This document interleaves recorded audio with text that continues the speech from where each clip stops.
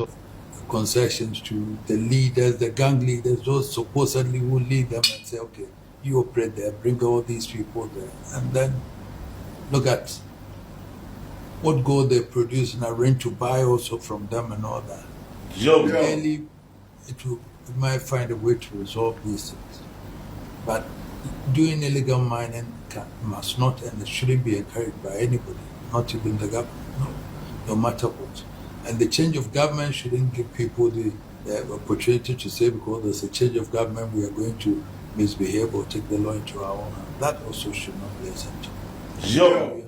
We are living in a society where the law operates, and therefore I don't think this government would also encourage that to happen.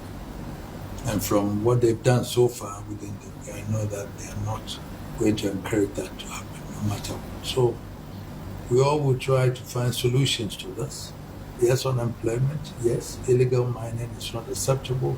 If those young ones who are there want job, we have to all plan together and think together and see how best we can incorporate them into whatever that we can. But and then ASHANTI also had the same thing last year, where a lease signed legally by the government to them, like ANGLO, and then people, illegal miners, also going there with impunity to mine. And I can see why the Minerals Commission, whatever, cannot take these things up. And so we all have to, make sure that things are done appropriately and properly. The new government has not settled. Therefore, like I said, the direction as to how we're going to look at it is also something that we all will take it up and discuss closely and dearly with.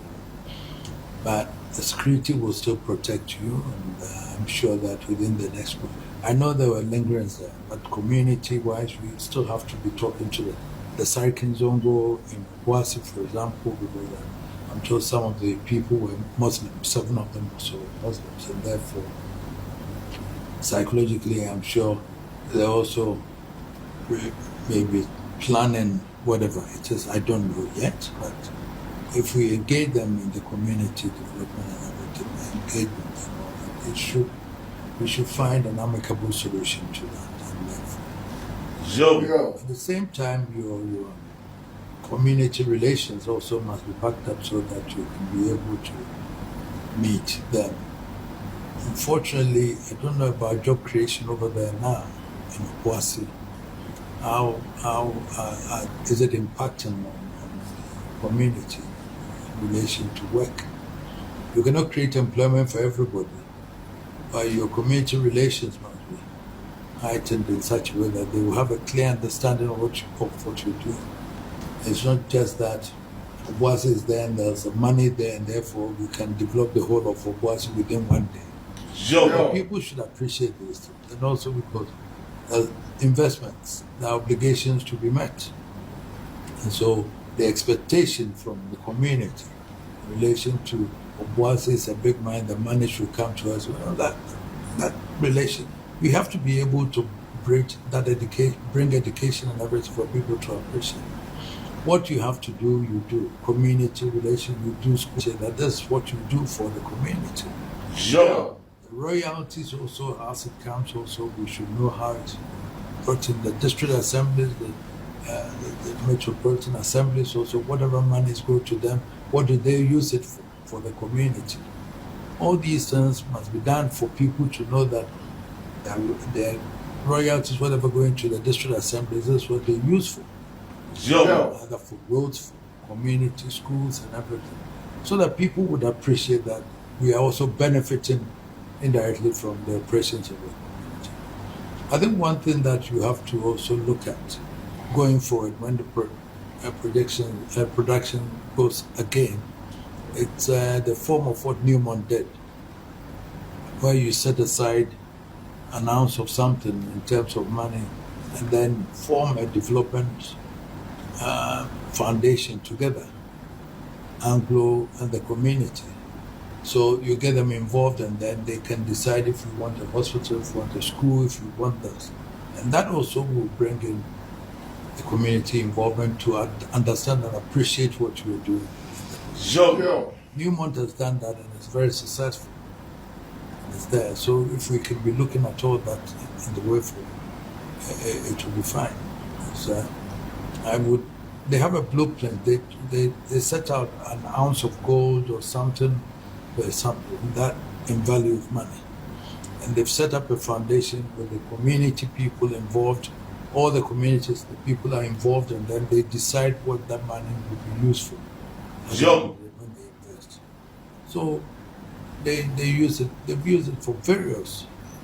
Set up a technical school there, very tortuous, Afrisipa and all those things. So they're all, it's more like we are all part of the Newmont operation. So if you look at it also that way, maybe the way for it. I know the operation is going down a bit, but the time it will pick up because Obuasi is your flagship anyway. It's holding Anglo Gold seriously. It forms about 30-40% of your operations now. So it's a major asset. So let's look at it objectively on those lines also. And let us make sure that we involve the community in some form of foundation where we plan development programs together.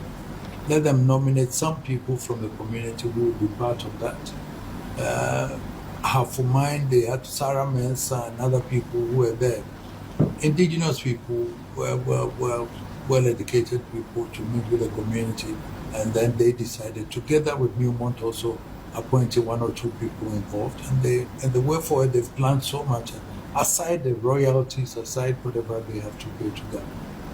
And it's been doing well. So all those things could be done to bring the people, get them to have a feel of what the operations of the Obuasi is and the benefits they are getting from it. And I believe that if we can be looking at that, it should work out properly for us all. But meanwhile, we would follow developments with keen interest. I will be in touch and see how best you can be protected to be able to do your work uninterrupted, no interference and everything. And if people want to mine illegally, not in your mine. If they want to do mine, they should, I think we have to group them and then also go to apply for concessions and do their mine, but not what has been allocated legally. And a company that's also invested, got investments and obligations to do, which internationally also, because if you are not very careful, internationally these news go out that if you invest in Ghana, you're being disrupted by illegal mining and everything. We cannot attract any investments at all. These are all issues that we all have to bear in mind. So we make sure that, much as we want investments, we also have an obligation to protect the investments, for people to appreciate that if you go to Ghana, you can do business there, and then your investments are protected. So that we would also take it up from here and support you. So you can count on my support every time. And I know that it shall come to pass. Dead, those who died, whatever, I'm sure no one wants any human being to die. We don't want to lose any human being. And the circumstances like this, it comes, and then there's nothing one can do about it. So they also have our condolences and everything. Anything that we can do to support them, also we could do. But again, legally, you have the right to reparate. We can't support any illegality. So thank you for bringing this to my attention. And I can assure you that I'll be following that with keen interest to see how else we can do it. So thank you very much for coming.